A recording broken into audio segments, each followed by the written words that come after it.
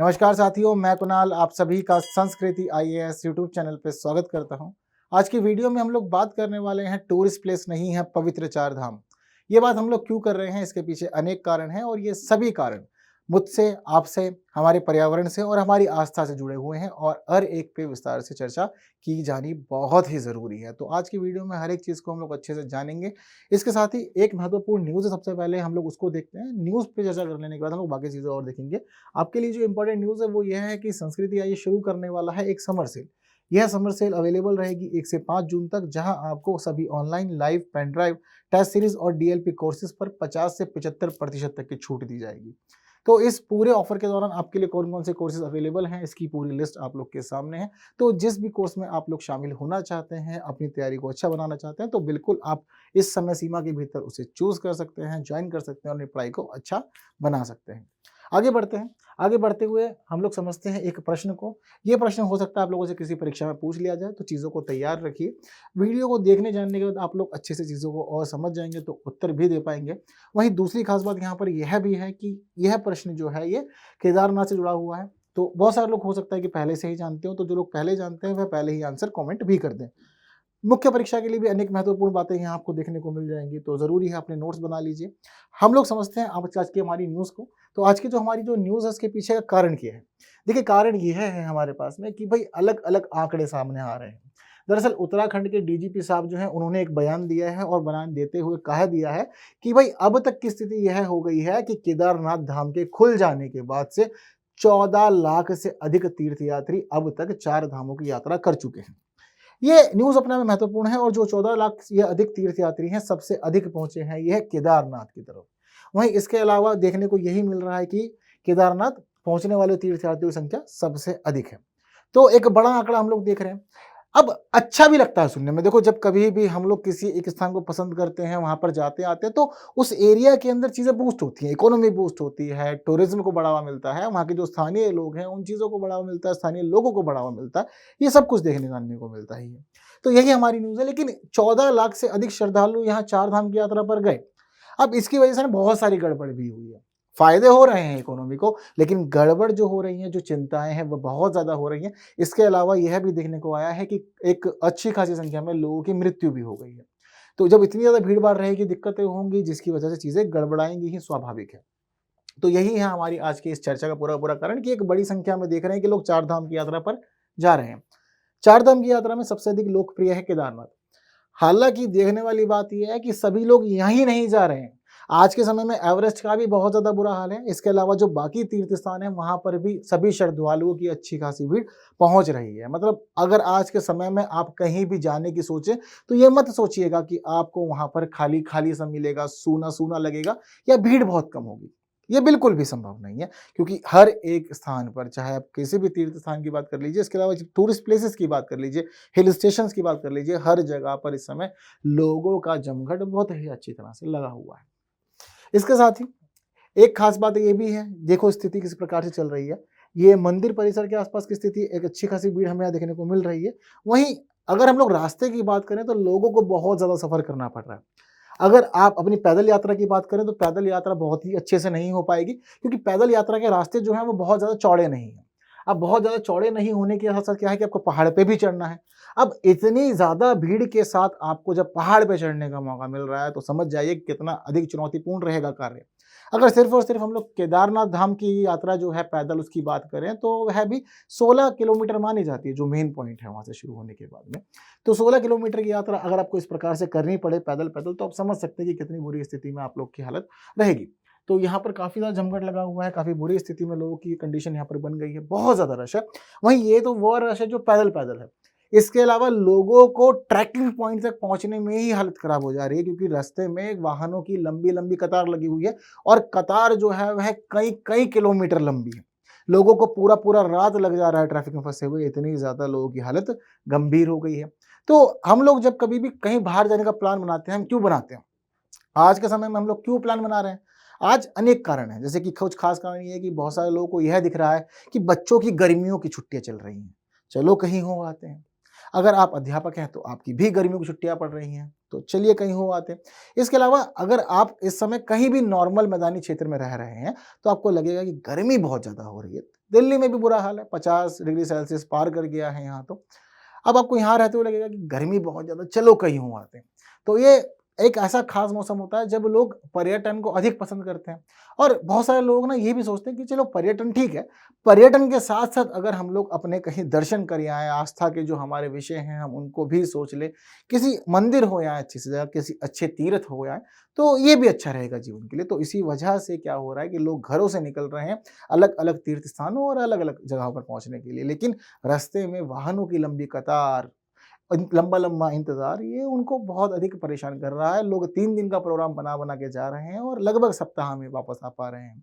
ऐसा भी है, लोग सोचते हैं कि 1 दिन में पहुँच जाएँगे, लेकिन 3-3 4-4 दिन को पहुँचने में ही लग पा रहा है क्योंकि ट्रैफ़िक काफ़ी ज़्यादा हो गया है, अच्छी खासी भीड़ वहाँ पर पहुँच रही है, तो काफ़ी बुरी हालत हो रखी है। अब जनरली एक खास बात देखने को ये मिल रही है कि लोग जा रहे हैं। मैंने शुरुआत में बताया कि प्लस पॉइंट है, इकोनॉमी बूस्ट करेगी, स्थानीय लोगों को लाभ मिलेगा, लेकिन देखो चिंताएँ भी बहुत सारी हैं इससे जुड़ी हुई। चिंताओं में से एक महत्वपूर्ण विषय अब तक ये आया हम लोग के सामने कि केदारनाथ जाने वाले लोगों की संख्या तो अच्छी है, लेकिन भाई यहाँ पर देखने को भी मिल रहा है कि 68 से अधिक यात्रियों की अब तक मृत्यु हो चुकी है। यह अब तक का आंकड़ा है हमारे पास में। देखिए, आप न्यूज़ भी देख रहे होंगे तो अपडेट देखने को मिल रही है कि जिस समय हम लोग तैयार कर रहे थे 17 घंटे पहले की थी, तो कोई बहुत अधिक समय नहीं है। अभी तक आप लोग ये मान सकते हैं कि लगभग 18-19 घंटे पहले की ही न्यूज़ हम लोग देख रहे हैं ये हमारे सामने। तो 68 यात्रियों की तो चारधाम यात्रा के दौरान रास्ते में ही मृत्यु हो गई है और इन जब लोगों को देखा जाना गया कि क्यों हो गई इनकी मृत्यु, तो उसके अंदर प्रमुख कारण निकल के आए हैं उक्त रक्तचाप, इसके अलावा दिल का दौरा और पर्वतीय बीमारी। जनरली क्या होता है कि जितने भी ये चारधाम वाले हैं, आपको यहाँ पे चलना पड़ेगा, सभी तीर्थों पे, सभी स्थानों पे। अब जब आपको चलना पड़ेगा तो आज के समय में लोगों को चलने की बहुत अधिक आदत तो रही नहीं है। आप गाड़ियों से घूम रहे हैं हर जगह पे। अब ऐसी स्थिति में अचानक से आपको 16 किलोमीटर चलना पड़ जाए तो भारी चुनौती है। और 16 किलोमीटर भी आप एक ऐसी जगह पे चल रहे हैं जहाँ पर रास्ता बहुत ऊबड़-खाबड़ सा है, आप पहाड़ के ऊपर जा रहे हैं, धीरे-धीरे ऊँचाई बढ़ रही है, ऊँचाई के साथ-साथ ऑक्सीजन भी घट रहा है। वायु दाब पे यहाँ पे स्थिति भी बदल जा रही है। तो जब ये सभी चीज़ें हो रही हैं तो ऐसी स्थिति में उच्च रक्तचाप के कारण आपकी मृत्यु हो सकती है और जब हाई ब्लड प्रेशर होगा तो दिल का दौरा पड़ने की संभावनाएँ बहुत ज़्यादा हो जाती है। पर्वतीय बीमारियों की स्थिति ये है कि देखो, जब आप ऊपर जाते हैं पहाड़ों पर तो जो चीज़ें बदल रही हैं तो ये आपके शरीर को अलग-अलग तरह से प्रभावित करती है। ज़रूरी नहीं है कि आपके शरीर के अंदर जो प्रतिरोधी क्षमता है वह भी अच्छी ही हो। तो 68 यात्रियों की मृत्यु की खबर अब तक आ चुकी है चारधाम यात्रा से भी। ठीक है, वहीं देखो डाटा ये बताता है हमारे पास में कि 68 दिनों के अंदर 13,40,000 लोग दर्शन करने पहुँचे हैं। मात्र और मात्र 18 दिनों में। तो समझ लीजिए आप 18 दिनों के अंदर तो 13,40,000 लोगों की ये भीड़ पहुँची है सभी जगहों पर। इसने कितनी बड़ी दिक्कत खड़ी कर दी है। अब दरअसल कब क्या होता है कि धाम खुल गए हैं। धाम खुलते ही क्या होता है कि जो स्थानीय लोग हैं उनको लगता है कि भाई अब हमारा सीज़न शुरू हो गया है। अब यही समय है, जितना कमाना है कमा लो। जब 4 धाम बंद हो जाएँगे तो उसके बाद कमाने का ज़रिया नहीं रहेगा, सिर्फ़ खाना ही होगा उस वक़्त बैठ कर के। तो लोग सोचते हैं कि भाई मौका है, जितना कमा सकते हो उतना ज़्यादा कमा लो। तो जिसके पास जैसा रोज़गार हो, वह सोचता है कि मैं अपने रोज़गार का पूर्ण प्रयोग करूँगा। जिसकी श्रम शक्ति होती है मुख्य, या जिसको श्रम पे ऊपर काम करना होता है, उसके अनुरूप काम करना होता है, वह श्रम करने को भी तैयार रहता है। उसको पता है कि सीज़न यही है। लेकिन इस पूरे सीज़न के दौरान हम देखते हैं कि तीर्थ स्थानों पर पशुओं के साथ भी बहुत ही बुरा व्यवहार किया जाता है, बहुत दुर्व्यवहार किया जाता है। अब जनरली क्या होता है, जब हम लोग ट्रैकिंग करते हैं इस प्रकार से तीर्थ स्थानों पे, तो बहुत सारे लोग हमारे साथ में ऐसे होते हैं जो ट्रैकिंग करना यानी कि खुद पैदल चलना उचित नहीं समझते। वह विकल्प खोजते हैं कि भाई अगर आप देख लेते हैं कि कोई खच्चर मिल जाए या इसके अलावा पालकी की सुविधा बहुत सारी जगह अवेलेबल रहती है, तो कुछ ऐसे साधन हो हमारे पास में तो बेहतर हो जाएगी यात्रा। चलना-वलना नहीं पड़ेगा, थकान नहीं होगी और जल्दी से जल्दी भी हमारी यात्रा पूरी हो जाएगी। अब क्या होता है कि जो पशु है, देखो ये भी जीव है, वह भी साँस लेता है, मशीन नहीं है कि जितना काम आप करवाना चाहेंगे, जितना वज़न डालना चाहेंगे, डाल देंगे, ऐसा नहीं होता। लेकिन इनके जो मालिक होते हैं, कि मालिकों को यह पता है कि हमारा सीज़न है, तो जितना दवा की जो भी चीज़ें करवानी है, करवा लो। अब उसी वजह से पशुओं के ऊपर भी बहुत ज़्यादा दबाव पड़ता है, इनको अलग-अलग नशे करवाए जाते हैं और उनको नशा करा कर के ना इनको पहाड़ों पे चढ़ाया जाता है, इनसे बहुत ज़्यादा मेहनत कराई जाती है। तो जिस दौरान अच्छे खासे इंसान जहाँ जा रहे हैं अच्छी संख्या में, भीड़ बहुत ज़्यादा हम लोग कर दे रहे हैं, भीड़ के साथ-साथ ही क्या हो रहा है कि स्थानीय लोगों को रोज़गार के अवसर तो मिल रहे हैं, इकोनॉमिक बूस्ट पर पशुओं के साथ बहुत ही अत्याचार यहाँ पर हो रहा है। इसके संबंध में भी कड़े नियम बनाए जाना ज़रूरी है, क्योंकि हम लोग कहीं भी देखें जाने से हमें पता लग जाता है कि जिस तरह अलग-अलग स्थानों पर इन पशुओं से दुर्व्यवहार हो रहा है, वहीं इनके मृत्यु की संख्या भी काफ़ी ज़्यादा है। जो कि सुधारी जानी चाहिए। पशुओं को भी समझना चाहिए कि जीवित प्राणी है और इनसे मनचाहा कार्य नहीं कराया जाना चाहिए। जितना कार्य उचित है आप उतना कराइए। ऐसे भी क्या पैसे की बिल्कुल आपको बहुत ही ज़्यादा आवश्यकता हो रखी है कि आप पशुओं की स्थिति नहीं समझ रहे हैं, उनसे दिन रात काम करा ले रहे हैं और बहुत ज़्यादा दुर्व्यवहार कर रहे हैं इनके साथ ही। जब ये नहीं चलते, थक जाते हैं तो उनको मार-मार के चलाया जाता है, नशे करा-करा के चलाया जाता है, लेकिन काम निकलवाने की पूरा-पूरा प्रयास इनसे किया जाता है। एक दुविधा यही है हमारे साथ में, ये दिक्कत की समस्या। वहीं एक और दिक्कत हम लोग के साथ में जो बनी हुई है फिलहाल, वो यह है कि चार धाम यात्रा के अलावा या फिर अलग-अलग तीर्थों के अलावा एवरेस्ट का भी आज के समय में बुरा हाल हो रखा है। एवरेस्ट पे देख रहे हैं कि हम लोग बहुत ज़्यादा भीड़ है, लोगों को बड़ा मज़ा आ रहा है चढ़ने में। एक के पीछे एक लाइन लगा के चलते जा रहे हैं, आगे बढ़ते जा रहे हैं, बहुत ज़्यादा भीड़ है एवरेस्ट के ऊपर भी। यह भी तस्वीरें हम लोग को देखने को आज के समय में मिल रही है। अब इंसानों की ना एक खास बात है, हम लोग कहीं जाते हैं ना तो हमारी आवश्यकताएँ भी साथ में आती हैं। अब देखो कहीं भी जाएँगे तो ऐसा हो ही नहीं सकता कि बिना खाए-पिए रह लें, मन नहीं मानता और जीवन भी नहीं चल सकता, है ना? खाने-पीने के लिए हम सोचते हैं कि अगर हम लोग किसी और स्थान जा रहे हैं, तो अपने यहाँ की चीज़ें ही क्यों खानी? जब हम किसी और जगह जा रहे हैं तो वहाँ की जो लोकल चीज़ें हैं, जो वहाँ पे चलती हैं, प्रचलन में हैं, उनका सेवन किया जाए। तो हम जहाँ-जहाँ जाते हैं ना, वहाँ-वहाँ पे हम कूड़ा भी बहुत ज़्यादा फैलाते हैं, जिससे पर्यावरण को बहुत अधिक हानि होती है। वहीं हम जिन वाहनों से आते हैं, वह वाहन अलग-अलग गैस छोड़ते हैं, चाहे बात हो कार्बन डाइऑक्साइड की, चाहे बात हो मीथेन की, जो वहाँ के पर्यावरण को बहुत ज़्यादा नुकसान पहुँचाते हैं। तो ऐसी ही स्थिति हमें यहाँ पर देखने को भी मिल रही है कि बहुत ज़्यादा दिक्कतें हो रही थी लोगों के जाने की वजह से। तो फिलहाल क्या है कि कुछ रिस्ट्रिक्शन लगा दिए गए हैं सरकार के द्वारा। फिलहाल एक खास रिस्ट्रिक्शन चारधाम यात्रा पे यह लग गया है कि देखो भाई, जितने भी पिलग्रिम्स आ रहे हैं, यानी कि जितने भी यात्री आप लोग आ रहे हैं, कोई भी व्यक्ति चार धामों के स्थान पर रील बनाता नहीं दिखेगा। रील का आजकल चलन बहुत ज़्यादा है, उसको हम लोग रील के रूप में जानते हैं, शॉर्ट के रूप में जानते हैं, बहुत सारे लोग टिकटॉक भी कह देते हैं। तो चलन बहुत ज़्यादा हो गया था और इसी चलन की वजह से ना लोकप्रियता अलग-अलग स्थानों की बढ़ गई। लोगों को बड़ा अच्छा लगता था कि जब रील पे देखते थे कोई गया है, वीडियो बना रहा है, हम भी जाएँगे। ये बहुत लोगों के साथ हुआ है। अब वही चीज़ हमें यहाँ पर देखने को मिल रही है कि भाई फिलहाल यहाँ पर बैन लगा दिया गया है वीआईपी दर्शन पे। साफ-साफ कह दिया गया कि कहीं भी चार धाम में किसी भी स्थान पर किसी को वीआईपी एंट्री नहीं करवाई जाएगी, वीआईपी दर्शन नहीं होंगे। वहीं अगर कहीं भी कोई व्यक्ति रील बनाता हुआ दिख गया तो उसके खिलाफ भी कार्रवाई की जाएगी, इस बात का ध्यान रखना है। वहीं म्यूज़िक रिस्ट्रिक्शंस भी लगा दिए गए हैं मंदिर कॉम्प्लेक्स के आस-पास में। तो यह सभी चीज़ें भी आप लोग को ध्यान रखनी होगी। जितने लोग आगे जाने वाले हैं, ध्यान रखिएगा कि कोई ऐसी हरकत ना करे जिससे कि दिक्कतें भी खड़ी हो जाए। तो यहाँ से भी बचते हुए निकलना है आपको आगे।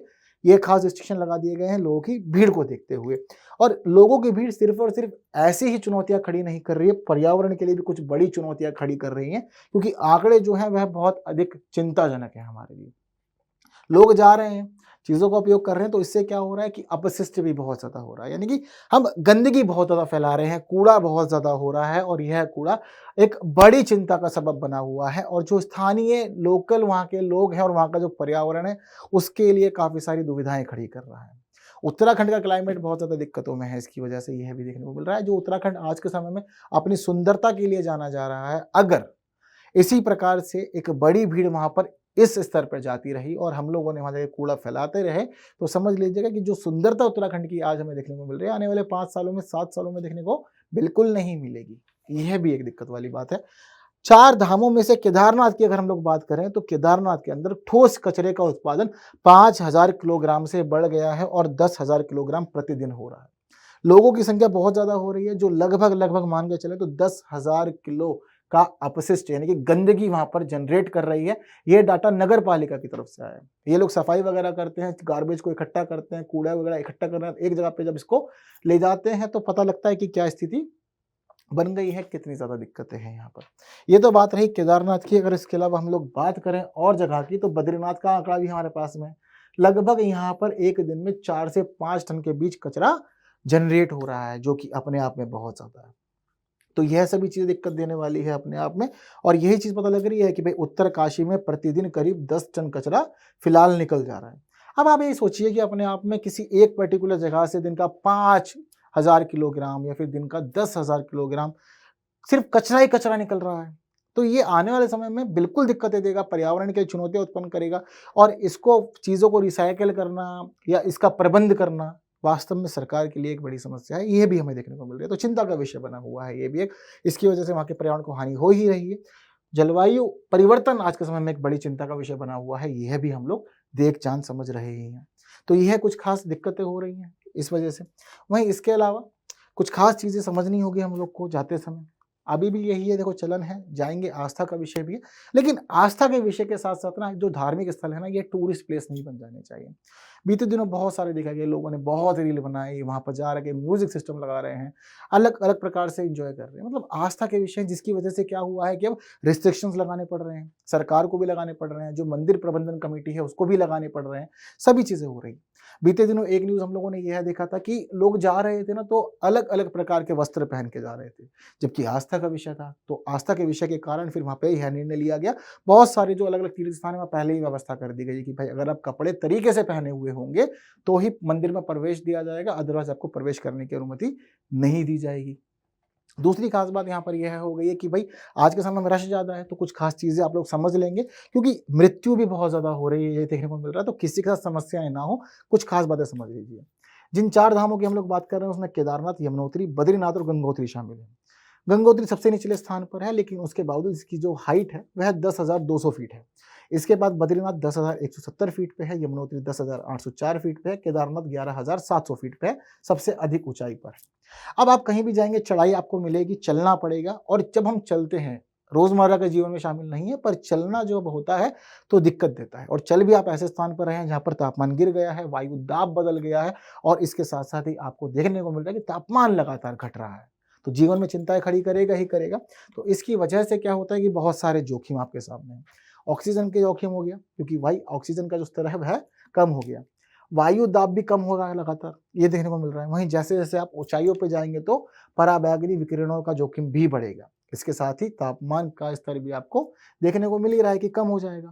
अब जितनी चीजें हो रही हैं ये सभी चीजें आपके लिए चिंता का सबब बनेंगी। अगर आपको कुछ और बीमारी है तो आपको परेशान करेगी, वहीं अगर आपको सांस लेने की दिक्कत है तो आपको और ज़्यादा परेशान करेगी, अगर आपको ब्लड प्रेशर की दिक्कत है तो और ज़्यादा परेशान करेगी। ये सभी चीज़ें ना आपको दिक्कतें देना शुरू कर देंगे, तो सावधानियां बरतनी ज़रूरी है।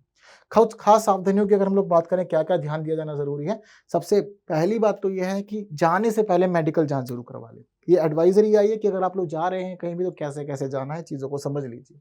पहली बात तो ये कि मेडिकल जांच करवा के जरूर जाएं, डॉक्टर रिकमेंड करता है जाने वाली स्थिति में है तो ही जाइएगा, वरना कहीं नहीं जाइएगा, घर पर रह लीजिएगा। प्राण रहेंगे तो जीवन चलता रहेगा, बाकी काम भी कर लेंगे, है ना।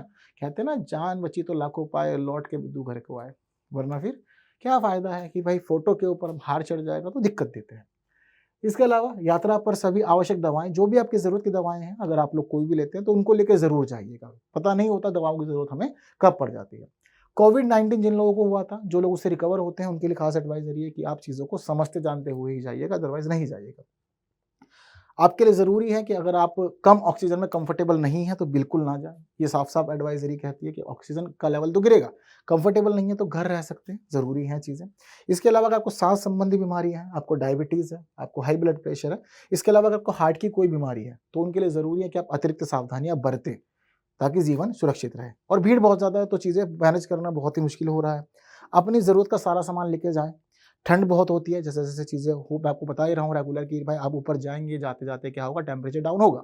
अब टेम्परेचर डाउन होगा तो समझ लीजिए फिर ऐसी स्थिति में आपको जैकेट चाहिए होंगी, स्वेटर चाहिए होंगे, जूते अच्छे होने चाहिए।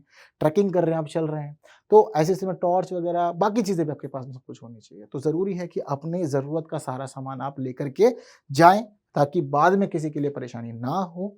और वहीं अगर आप ट्रैकिंग कर रहे हैं, जो भी कर रहे हैं, मौसम बदल रहा है, चीज़ें चेंज हो रही हैं, उसके बावजूद ज़रूरी है कि नियमित रूप से आप पानी पीते रहें और भोजन भी करते रहें। ऐसा नहीं हो कि आप चीज़ों को अवॉइड कर रहे हैं, सोच रहे हैं कि चलते जाना है, बढ़ते जाना है, या जाम से निकल जाएँ, ट्रैफिक को अवॉइड करते हुए कैसे भी बचें। इन चीज़ों में आप लोगों ने अगर अपनी हेल्थ को अवॉइड किया, तो देखो आप दूसरी जगह हो, एक दूसरे राज्य में हो, दूसरे स्थान पर हो, सभी चीज़ें आपको फ़ेवर नहीं करेगी, यह सबको आपको समझ लेना ज़रूरी है पहले। इतना क्लियर है, तो ये कुछ सावधानियाँ जो बरतनी ज़रूरी हैं, इसके अकॉर्डिंग चीज़ें आप चला सकते हैं। तो इतनी ही बात करते हैं आज की वीडियो में। एक प्रश्न जो शुरुआत में दिखाया था, अब आप इसका उत्तर सरलता से दे सकते हैं। उत्तर कमेंट कर दीजिए। वहीं क्या लगता है आपको, स्थिति देख करके अपने विचार ज़रूर बताने हैं कमेंट बॉक्स में। और वीडियो इन्फॉर्मेटिव लगी है, बाकी साथियों तक ज़रूर शेयर करना है। वीडियो को लाइक किए बिना नहीं जाना है, इस बात का ध्यान रखना है। आपको प्रश्न का उत्तर भी चाहिए होगा, तो देखिए आपकी स्क्रीन पर है। उम्मीद करता हूँ कि सही रहा होगा। तो बाकी बातें अगली वीडियो में करेंगे कुछ नए विषयों के साथ। तब तक के लिए दीजिए मुझे विदा। Thank you so much.